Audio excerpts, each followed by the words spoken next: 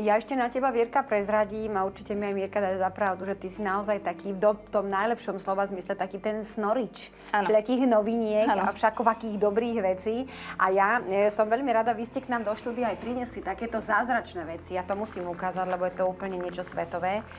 Myslím si, že ja to ukážem asi takto, lebo aby sme nemali krabičku. Že je to takáto len zázračná vec, ktorá na prvý pohľad vyzerá celkom obyčajne ako obyčajná tekutá linka alebo možno špirála a pritom je to vlastne napríklad produkt, ktorý ja považujem za revolučný, pretože ten pri pravidelnom používaní dokáže zahustiť či už myhalnice alebo obočie. Ako je to možné? To je produkt, ktorý som objavila v Mníchove na jednom veľtrhu.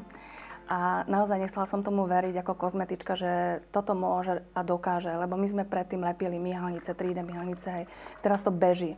Ale veľký problém má zákaznička s obočím, že nedorastá, že sa potom tetuje, že časom aj povypadáva. Časom aj hormonálne povypadáva a to lepenie tých myhalnic, ide tam určité lepidlo, ktoré nie je dvakrát, nesúhlasím mnohokrát s tým, tak prijala som toto ako výzvu, že vyskúšať to, že či to naozaj tak funguje, ako to opisuje výrobca.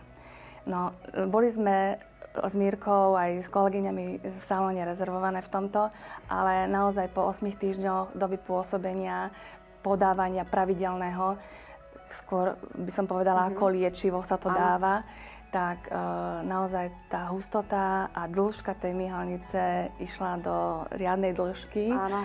A zázrak, doslova zázrak. Ja by som len možno pre takých ználejších v oblasti oftalmológie, že teda obsahuje to prostaglandín, čo je teda účinná liečivá látka, ktorú možno teda viacerí poznajú v súvislosti s liečbou šedého alebo sivého zákalu, ale samozrejme tu je zase špeciálne kozmeticky upravovaná, riedená a zase doplnená inými vitamínami a inými látkami, ktoré teda môžu pôsobiť aj ako neliečivo v tomto konkrétnom prípade.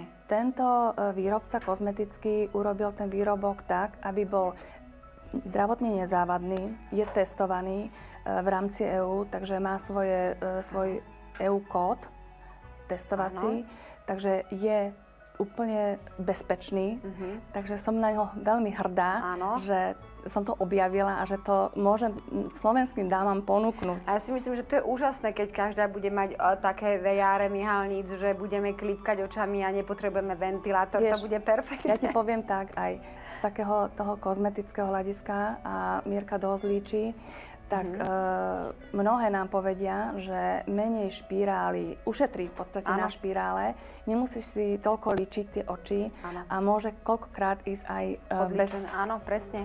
Oveľa krajšiu farbu, hustejšiu, hustota a tak ďalej. Tá dĺžka urobí úplne iný kukúč, ako sa povie. Dobre.